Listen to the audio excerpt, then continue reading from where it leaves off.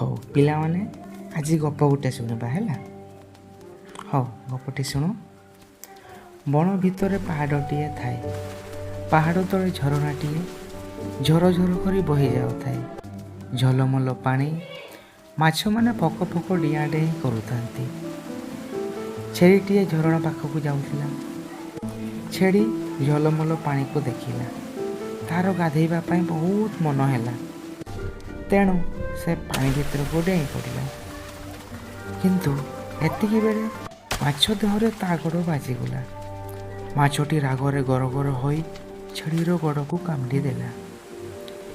ଠିକ୍ ଏତିକି ବେଳେ ଛେଳିର ଦେହ ଝିମଝିମ ହୋଇଗଲା। ତେଣୁ ସେ ଭୟରେ ପାଣିରୁ ବାହାରି ପଳାଇଗଲା। ବହୁତ ଦୂରକୁ ଦୌଡ଼ିଲା। ତେଣୁ ସେହି ଦିନଠାରୁ ଛେଳି ପାଣି ଭିତରକୁ ଆଉ ଗଲା ନାହିଁ। ତେଣୁ ପିଲାମାନେ, ଆମ ଗପଟା ଏଠି ସରିଗଲା। ତେଣୁ ସେହି ଦିନଠାରୁ ତୁମେ ଦେଖିଥିବ ଛେଳିମାନେ